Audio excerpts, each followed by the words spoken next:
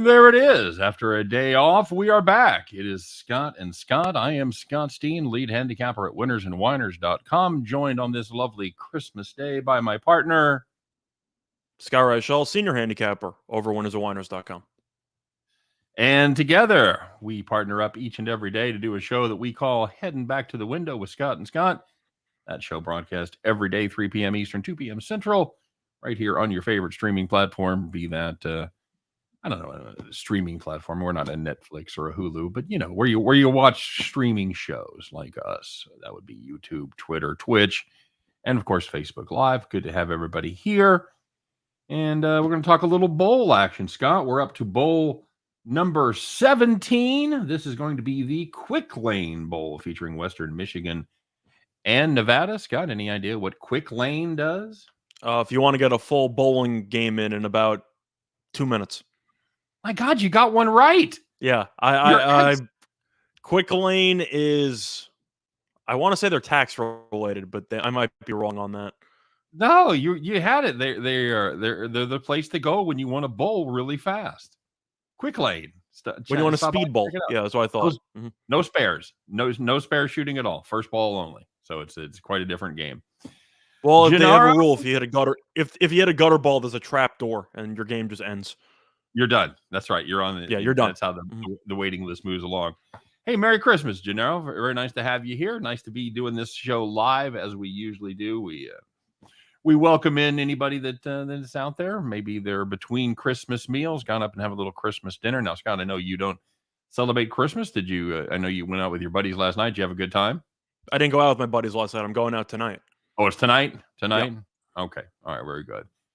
Any solid picks today in the NFL? Well, we did a whole NFL show yesterday, right? I know we did an NFL show, and both of us actually did personal videos on the NFL games today. So we got you covered there. Should be chock full, Gennaro. Just check out the videos there on YouTube. You've got one from me, one from Scott. Then we did our show where we handicapped every game except Monday night, including the 2 Saturday games. So those are getting ready to kick off right now, Scott.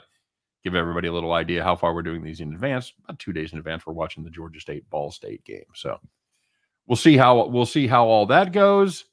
In the meantime, we got to take a look at Western Michigan and Nevada, Scott. This has been some serious line movement. One of the biggest line moves you're ever going to see. Western Michigan now a 7-point favorite over the Nevada Wolfpack. 56 is the number. This game actually opened up as Nevada a 6.5-point favorite. So, Scott, what on earth would cause a 13.5-point line move? Any idea? I'm assuming that the roster that was favored by 6.5 is largely not available for this game. Largely not available. That is correct. Nevada home head coach Jay Norvell. He's taking his offensive coordinator and his defensive coordinator. They're all going to Colorado State. You and I talked about it before the show. Not really sure that's much of an upgrade. 2 pretty equal programs. I would call Nevada maybe even a little better program as far as historical success goes. But you know what? It was a big check. Colorado State must be writing those big checks. I think Thornton, you don't understand how big of a check that was. So running back coach Vi Tua is going to be the interim coach for the bowl game.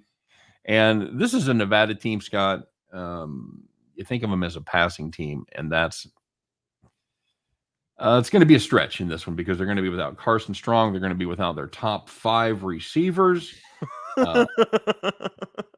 So yes, top five receivers. The whole depth chart just went home. Yeah. I don't think I've ever seen that before. You're used to hearing 1 or 2 guys that just want to get out of there, move on with their lives. The top 5.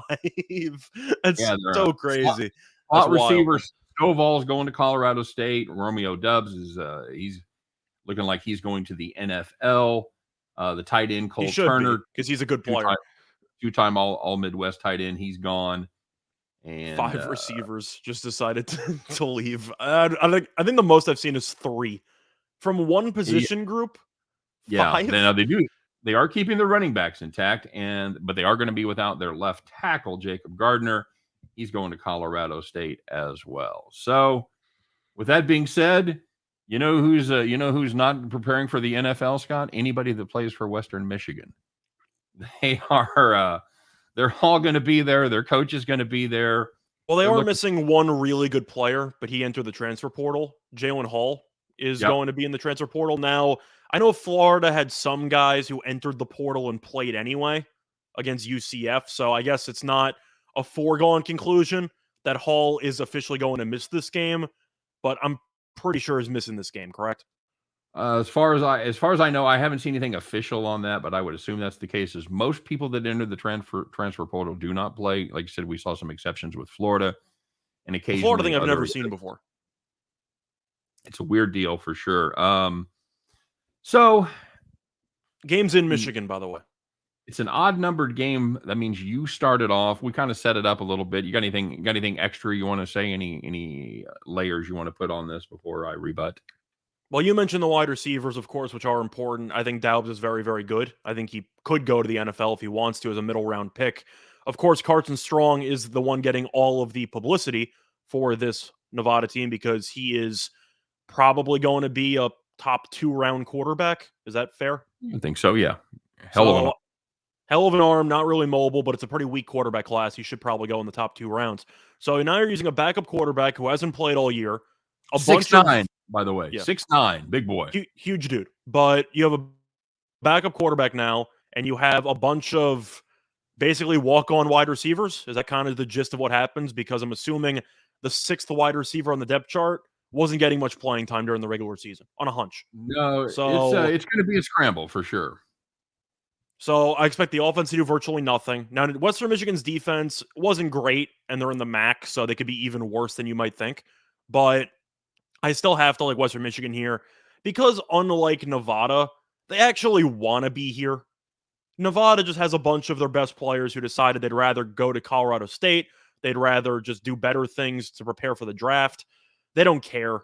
I think that Western Michigan actually does, and the fact that it's in Michigan might give them even more motivation to care about this game because they're kind of defending a de facto home field, so to speak.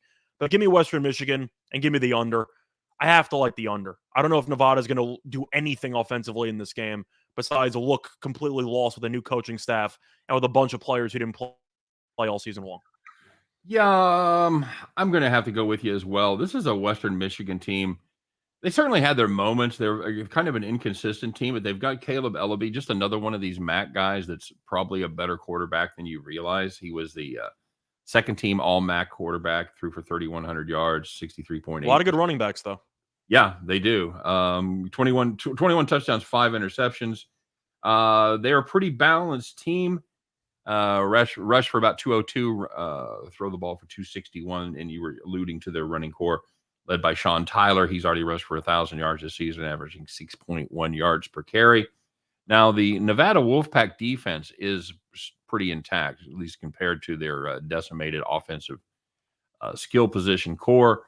For that reason, I'm going to absolutely ride with you, Scott, on both of your plays. I like the under would probably be my favorite play in this game. I do think Western Michigan, I'm going to ride the trend there. I think this is a team that actually wants to be there. They're looking for just their second bowl win, I believe, since 2013. And Nevada, I think they've already made their statements known by how many people are opting out of this game for various reasons on how much they want to be there and playing in this game. I'll take the Western Michigan Broncos and lay the 7 and play the under 56 as well. I see a 6.5 available at a couple of spots. Grab that. This will probably close at 7.5 or 8. I really don't know who's looking at Nevada's updated depth chart and saying, I really want to buy low on Nevada right now. I don't see that happening. There could be another half point or so because Romeo Doubs was a guy that kind of delayed his decision. He did not opt out with everybody else. There was kind of a little bit of drama whether he was going to play in the last count. I believe he is out. That's the last update. I did see an update from yesterday that he has made the decision to sit out as it was anticipated that he would. So that's going to do it for this. Quick reminder to everybody, this isn't a 11 a.m. Eastern time start on Monday. So if you're not at work and you get up, you probably need to be watching football. It's the Quick Lane Bowl. Enjoy, everybody. And that's going to do it for our preview of the Quick Lane Bowl featuring Western Michigan and Nevada. Once again, quick reminder, Scott and I are in agreement on this. We both like Western Michigan laying the points. And we like the under 56 quite a bit as well. Stay tuned.